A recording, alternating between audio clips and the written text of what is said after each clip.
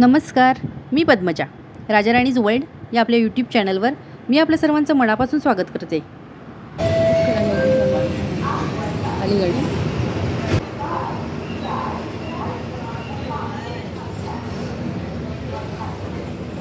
आता तुम्हाला ओळखलंच असेल आम्ही तिघं पण कुठे आलो आहे. तर हे बस स्टँड आहे, म्हणजे एसटी स्टँड. आम्हाला बाहेर जायचं आहे, यासाठी प्रवास करायचा आहे आणि मग त्यासाठी आम्ही तिघंजण आलो आहे. प्रणव, हर्षदा आणि मी असं आम्ही तिघं आलो आहे. सकाळी 6:30 वाजता आलो आहे, पण बराच वेळ झाला बस आलेली नाही, त्यामुळे थांबलो आहे. आता इथे मी उभी आहे. हर्षदाला जागा मिळाली एका ठिकाणी आणि तिथेच मग जराशी जागा करून प्रणव बसला आहे. मी उभीच आहे इथे. आता हे सगळं का सांगते ते पुढे जाऊन कळेलच. आता मला जवळजवळ 20 किलोमीटर पुढे गेल्यावर मग जागा मिळाली. तिथे मी बसलेले आहे.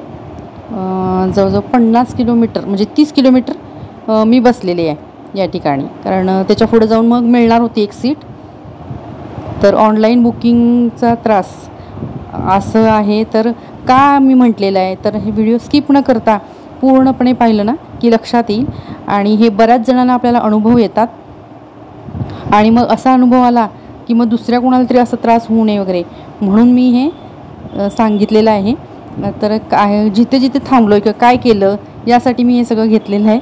तर इथे ना आम्ही 50 किलोमीटर झाल्यावर गाडी बंद पडली. गगनबावडा म्हणून ठिकाण आहे तिथे.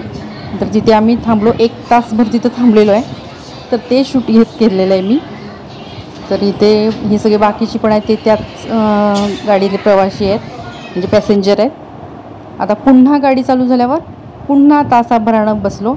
असा जवळजवळ 6:30 ते 1:30 असं आम्ही प्रवास केला. प्रवास ॲक्च्युली 3.5 तासाचा, पण इतके तास आम्ही बाहेर होतो. तर आत्ताच आम्ही आलेलो आहे, दुपारची वेळ आहे आणि कडकडीत असं ऊन आहे आणि इतका उन्हाचा हे आहे इकडे, फार भयानक उन्हाचा त्रास होतो आहे. आणि जो काय झाला त्रास ते मी सांगितलंच आहे तुम्हाला, कारण आम्हाला गाडी एकतर वेगळीच मिळाली, ती त्यात बसायला जागा नाही, त्यात पुन्हा गाडी बंद पडली. असा काय अनुभव आलेला आहे, म्हणजे सगळे जेवढे काय अनुभव आपल्याला येतात प्रवासात तितके अनुभव आलेले आहेत. आणि हा अनुभव अशासाठी मी शेअर केला आहे की बाबा आपण प्रवास करताना खरोखर आपणच आपली चूक म्हटली पाहिजे त्यांच्या चुकीपेक्षा. कारण म्हणजे त्यांनी ती बंदच ऑनलाईन ती दाखवता का म्हणे होती, पण ती आपण चौकशी केली पाहिजे असं मला वाटतं. आपणच चौकशी करावी, कारण मग आपली गैरसोय टळेल त्यामुळे. तर आपणच चौकशी करावी आणि आपण मग म्हणजे तर गैरसोयीला टाळता येईल. तरी पण पुढे जाऊन आम्हाला आणि ती गाडी बंदच पडली. म्हणजे असे काही अनुभव आहेत. तर म्हटलं खूप जणांना येतात. आणि कारण माझ्या शेजारी एक लेडीज बसली, त्याही म्हटल्या बऱ्याच, मी 1-2 वेळा मलाही असंच गाडी बंद पडलेलाचा अनुभव आला. म्हणजे बऱ्याच जणांच्या बाबतीत असेल असं, पण काही जणांना ज्यांना माहिती असेल आणि जी म्हणजे लहान मुलांना घेऊन ज्या काय लेडीज प्रवास करतात त्यांना तर अगदी भयानक. गाडी बंद पडली तर आपल्या सोबत म्हणजे बॅगा असतात किंवा लहान मुलं, त्यांना घेऊन उतरायचं खाली, पुन्हा गाडीपर्यंत वाट बघायचं, उन्हाचा त्रास असं असेल तर मग फार हे होतं. म्हणून मी हा अनुभव शेअर केला तुमच्याशी. तर आजचा व्हिडिओ कसा वाटला असं म्हणत नाही, तर आजचा व्हिडिओ यासाठी केला की हा अनुभव एक आहे आणि हा उपयोगी पडावा कुठेतरी जाऊन, म्हणून मी केलेला आहे. हा पाणी घेते, पाणी पिते, कारण दुपारची वेळ आहे. आणि आता काय करणार, कारण वेळ बराच झाला आहे, 1:30 वाजून गेला आहे, त्यामुळे जीवनातच झोपणार. झोप जितका वेळ होईल तेवढे झोप घेणार, कारण पहाटे पण लवकर उठलेले, त्यामुळे आता झोपणार आणि मग काय जे असेल ते. आता ही वेळ संध्याकाळची आहे. झोपून उठले, पण चेहरा बघा असा कंटाळल्यासारखा झालेला आहे. म्हटलं जरासं बागेत फिरूया, कारण बागेत फिरल्यावर म्हणजे मला तरी छान वाटतं. बागेत वगैरे असं हे केलं ना मस्त वाटतं. झाडांजवळ जाऊन आलं आपण, झाडांना पाहिलं, मस्त वाटतं अगदी. तर म्हटलं बागेत थोडा वेळ जरासं फिरूया, म्हणजे तुमच्याशी ते शेअर करूया म्हणून म्हटलं व्हिडिओ चालू करूया. यासाठी व्हिडिओ चालू केला. एखादं गाणं ऐकलं किंवा असं निसर्गाच्या सान्निध्यात राहिलं की आपलं मन जर हे झालंच की अगदी प्रसन्न होऊन जातं. फुलं वगैरे, पानं, फुलं किती मस्त अगदी वाटत आहेत. आणि थोडा वेळ का असे ना आपल्याला तो त्रास सगळा जो काय झालेला असतो ते सगळं विसरून जायला होतं. म्हणून मी असं बागेत फिरत होते. तर इथे बघा पक्ष्यांचा आवाज पण येतो आहे, मस्त वाटतं आहे. निसर्गाची एक वेगळीच कमाल असते. पक्षी, झाडं, फुलं मस्तच वाटतात अगदी. बघा इथे तारेवर पक्षी बसले. ही संध्याकाळची वेळ आहे, तरी अजून किती उजेड आहे. 6:30 पावणे 7 झाले असं आता ह्या वेळेला, तर अजूनही उजेड आहे भरपूर अगदी. आणि इथे आता हर्षदा आणि प्रणव खेळत आहेत. ती झोपून उठलीत थोडा वेळ आणि आता ही खेळत आहेत.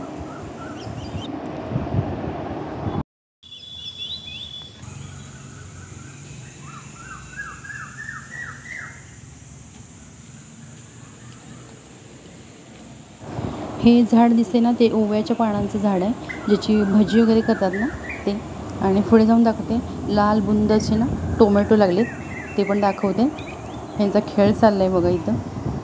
कारण प्रणव कसं इकडे असलं आम्ही की खेळतो, आणि मग इथे आलं की हर्षदा पण खेळते त्याच्याबरोबर. आणि इतर वेळेला इकडे आम्ही असतो तेव्हा प्रणव जातो फक्त खेळायला मैदानावर, मग तेव्हा हर्षदा मात्र नाही. पण क्लास वगैरे एवढं सगळं असतात. हे टोमॅटो बघा, झाड सुकले पण लाल बुंदाचे टोमॅटो छान दिसत आहेत.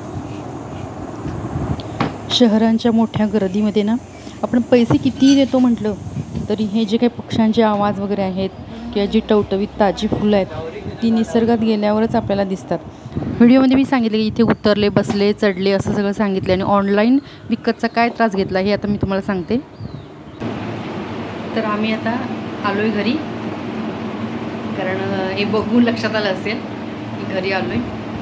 तर ठरलं आमचं प्रवासाचं, पण असं झालं आधी ठरलं असतं तर कसं रिझर्वेशन वगैरे म्हणजे स्टँडला जाऊनच हे केलं असतं, पण अचानक ठरलं कारण हिच्या क्लासला सुट्टी आहे हे अचानक कळलं.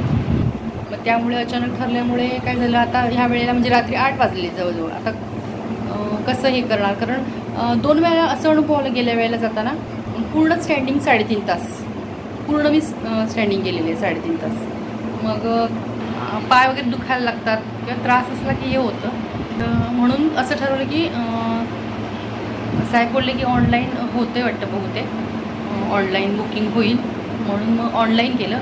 बांधा गाडी दिसत होती ऑनलाईन आणि झालंही बुकिंग अगदी, म्हणजे सीट नंबर सहित 3 सीट नंबर सहित सगळं दिसलं, पैसे पे केले असं सगळं झालं.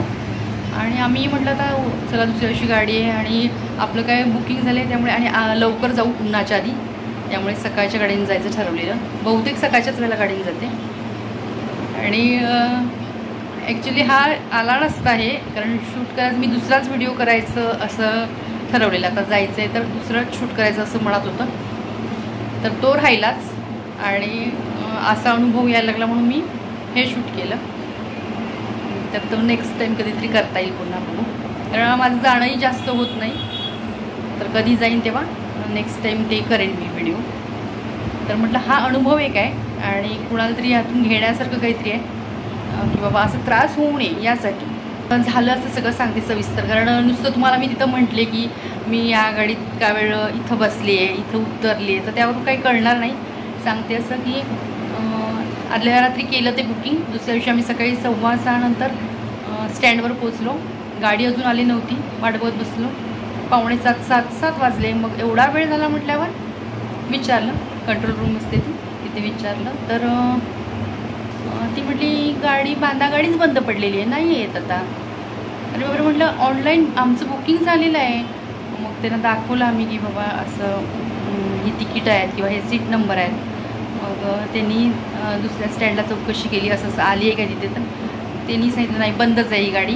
मग आता करणार काय, पाठीमागून वेंगुर्ला गाडी येणार होती आणि पणजी गाडी. वेंगुर्ला गाडी बहुतेक फुल असेल म्हणून ते म्हटले पणजी गाडीत आम्ही ॲडजस्ट करू, पण तसे नंबर मिळणार नाही जे बुक झालेले तसे, तर पाठी पुढे होतील. तर ठीक आहे म्हटलं होऊ देत, पण जाता तर येईल वेळेत. यासाठी आली पणजी गाडी, ती पण तासभर. आणि कारण 6:30ची गाडी बांधा गाडी दिसत होती, त्याला आम्ही बुक केलेलं, पण ती काय नाहीच आली, म्हणजे बंदच पडल्यामुळे येणार कशी. 7:30ला आली, त्या गाडीत बसलोच नाही, गेलो. त्या कंडक्टर साहेबांना दाखवलं, तर ते म्हटले एकच सीट सांगितलेली आम्हाला, त्याप्रमाणे आम्ही एक सीट ठेवली. मग पुन्हा कंट्रोल रूममध्ये गेलो, तर तिथेही ते म्हटले आम्ही सांगितलेलं होतं 3 सीट ठेवण्यासाठी, पण ते ठेवलेलं नाही, जरा ॲडजस्ट करा. पण ठीक आहे म्हटलं. गेलो तर तिथं त्या ड्रायव्हरची जी सीट असते तिथे थोडंसं बॉनेटवर तिथे एक सीट असते तिथे ना, तिथे पण 2-3 बसलेले. तर त्यात एक कुठले तरी डेप्युटी साहेब होते आणि थोड्या वेळाने कंडक्टर साहेब जेव्हा तिकीट काढत माझ्याजवळ आले आणि मला म्हटले तुमचं तिकीट दाखवा, तेव्हा त्यावेळेला मी मोबाईल काढून दाखवला तर ते म्हणायला लागले असं की त्यांनी पण तिकीटं काढलेली असतात, कसं उठवायचं, त्यांचंही जरी बरोबर असलं तरी आम्ही तिकीट काढलेलं होतं असं होतं ना, आणि त्रास होतो एवढं स्टँडिंग जायचं म्हटल्यावर. असं आमचं बोलणं चालेल. तर ते कुठल्या तरी डेपोचे साहेब होते दुसऱ्या डेपोचे, तर ते म्हटले तुम्ही इथं बसा मॅडम म्हणायला लागले. तर मग त्यावेळेला कंडक्टर साहेब म्हटले की नाही तुम्ही बसा, मी माझी सीट देतो. मग जवळजवळ 20 किलोमीटर झालेलं अंतर, तिथं मी 20 किलोमीटर म्हणजे तशी उभीच होते. त्यानंतर मी बसले, कारण म्हटले गगनबावड्यात एक जागा रिकामी होईल तेव्हा तुम्हाला देऊ सीट, असं आधीच सांगितलेलं त्यांनी. चढल्याबरोबरच आम्हाला सांगितलेलं की 2 सीट मिळतील, 3 सीट काय मिळेल. आधीच एक सीट सांगितलेली, पण नंतर एक करतो म्हटलं, म्हणजे गगनबावड्यात एक सीट उतरणार होती ती तुम्हाला, म्हणजे गगनबावड्यात एक पॅसेंजर उतरणार होतं तिथे तुम्हाला देऊ. ठीक आहे म्हटलं, तिथे बसले. 30 किलोमीटर राहिलेलं होतं अंतर, तर ते काही कमी नाही 30 किलोमीटर म्हटलं तरी. जेव्हा गगनबावड्यात आलो तेव्हा तर समजलं की ती गाडी बंद पडली. ते पाटा वगैरे असं काहीतरी म्हणताना गाडीचं तसं काहीतरी ते खराब झालेलं आणि गाडी बंद पडली. ते म्हटलं 1 तासभर लागेल. तिथे मग स्टँडवर बसून तुम्हाला मी ती क्लिप लावलेलीच आहे, तर तिथे बसलो. तासभर गेला जवळजवळ. उन्हाच्या अशा झळा म्हणजे अरे बापरे खूप त्रास होत होता. सगळ्याच पॅसेंजरना होत होता, जितकी जणं त्या गाडीत होतो त्यांना. आणि मग तासाभराने ती गाडी आली आणि मग गाडी काय झालं कसं झालेलं, त्यामुळे हळू म्हणजे पहिला आले आम्ही जरा बऱ्यापैकी स्पीड होता, पण नंतर एकदमच स्लो गाडी चालली. आणि वेळ म्हणजे 6:30 आणि 1:30ला पोचलो आम्ही घरी. म्हणजे 6:30 वाजल्यापासून स्टँडवर जेवत होते, 1:30ला घरी पोचलो आम्ही. म्हणजे असा अनुभव आहे, म्हणून म्हटलं तुमच्याशी शेअर करावा. ऑनलाईन जरी बुकिंग असलं तरी आधी चौकशी केली पाहिजे असं आपल्याला दिसतोय. म्हणून बंद पडलेल्या अशा जर गाड्या असल्या आणि आपण केली तर मग ही आपली गैरसोय होते. आणि दुसरी गोष्ट म्हणजे अशी जर गाडी बंद पडली तर आणि तिथे पुन्हा हे, कारण आता पुन्हा पावसाळा येणार. पावसाळ्यात असं झालं की मग काय बघायलाच नको. पावसाळ्यात जर अशी गाडी बंद पडली तर काय बघायलाच नको. तर म्हटलं हा अनुभव शेअर करावा तुमच्याशी.